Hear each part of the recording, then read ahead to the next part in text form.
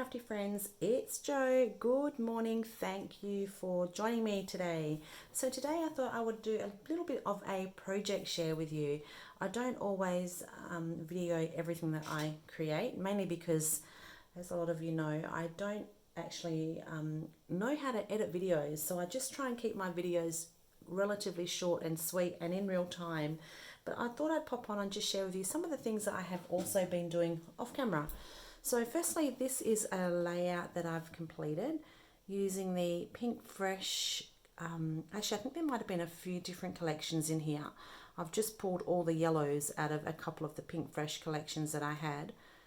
Yellow is not normally a colour that I would scrapbook with, but my daughter had this beautiful yellow and like deep green and white, or cream actually, dress on. So it kind of pushed me to use those colours. So that's where the inspiration came from.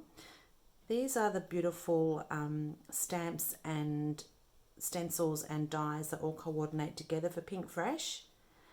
And yeah, like I said, just a couple of collections. So a little bit happy with how that turned out, considering it's not a colour that I generally use.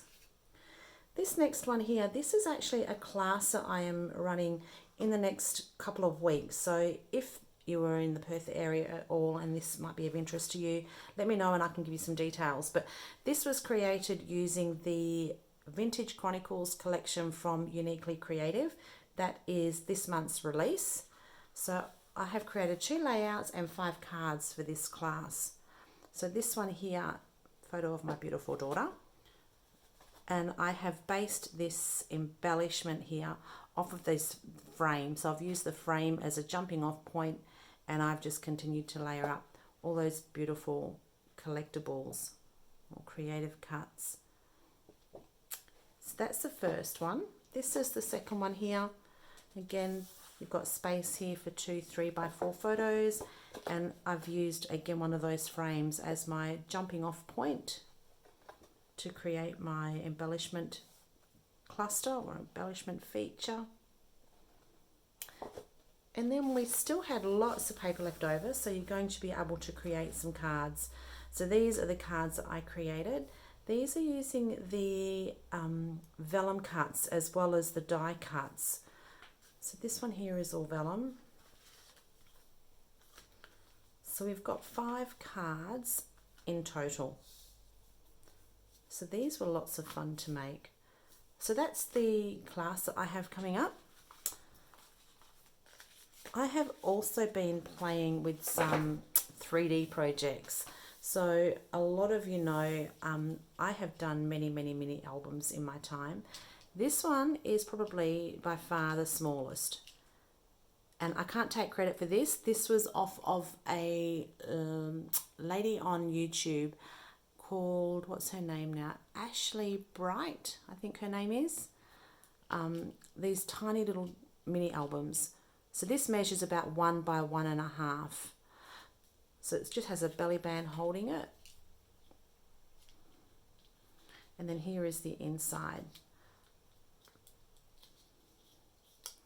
So this little piece here you can open up. You can actually print photos this small as well, little inchy photos. This one here we have opening up to this side. Super easy, super fun to make, great way of using up your scraps. And then the little charm on the side. So a little bit of useless information, I suppose. Going back in a previous life when I was much younger and so much more fitter, I used to do speed skating. Roller skating was my whole life. So these little roller skates are quite precious to me. Brings back a lot of beautiful memories. So there's my tiny little mini. This one here, this was so much fun to make. This is actually like a baseball cap. Not quite sure if you can get a really good look at that. So I've actually hand stitched every one of these pieces. Stuck some blossoms on the base. But the lid also comes off. Actually, I'll show you the back first. So you've got that little detail at the back of the cap. And then this comes off so that you have this really sweet little box. And it's actually quite big. It's probably close to 5 inches. So the question I have for you is, I also had this little die in my stash. Just going to pop that lid back on. I had this little sunglasses die in my stash, and I wanted to stick this on just here. But I don't know what one to use. First I'd done it in the glitter foam, and I've added the acetate. I haven't added the acetate to this one yet. And then I did it just in gold foil. But I don't know which one to add. So pop a comment below. What way do you think I should go? The pink glitter or the gold? I'm kind of leaning towards the pink glitter. What do you think? How cute is that though? I had so much fun making this. It was actually very quick and very easy to make. It's made with dies. The only thing that took me a bit of time was the actual stitching, because I had to hand trace around the die for these pattern pieces. So that was my little 3D baseball hat. And then over the weekend, I was fortunate enough to be able to teach to a bunch of beautiful ladies alongside of Erin from Celebrate.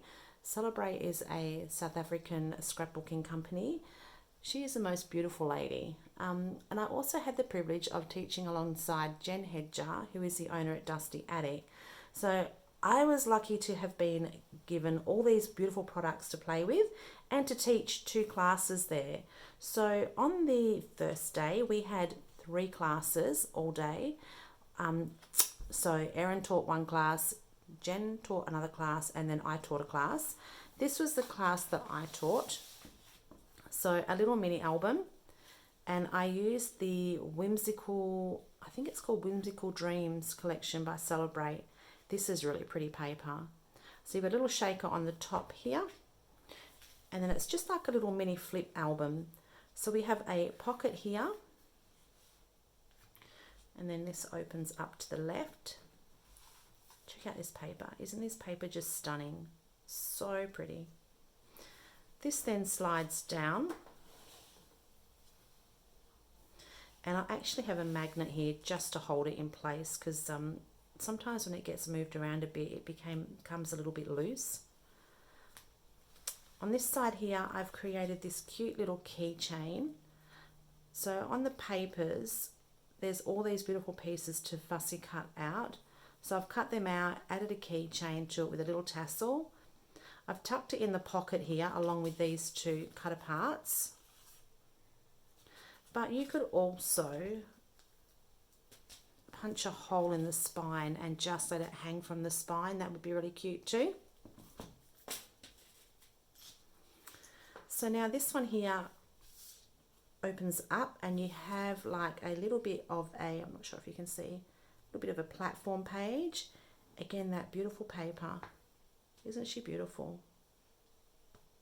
And then it also flips open to the right, and then we have all these 3x4 little waterfalls. So heaps of room to pop your photos in. So that's what the ladies created on the first day with me.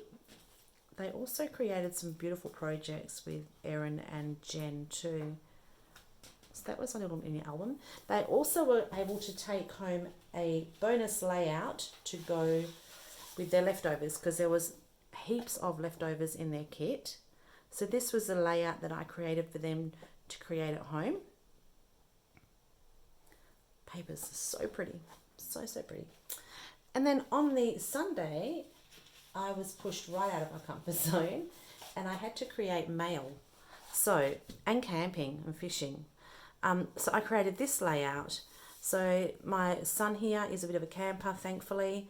And I created this just using some of the papers, but it was just to showcase how these chipboard pieces are so beautifully etched that you don't really even need to paint the chipboard sometimes. So I used the chipboard raw. There was lots of fussy cutting elements in here. I might come back, I think, and add some black splatters, I think, on my black stamp ink splot that I normally use as well. So that was what they created, and again they had heaps to take home in their pack, and this was their bonus layout as well. So again, just using the chipboard raw and fussy cutting.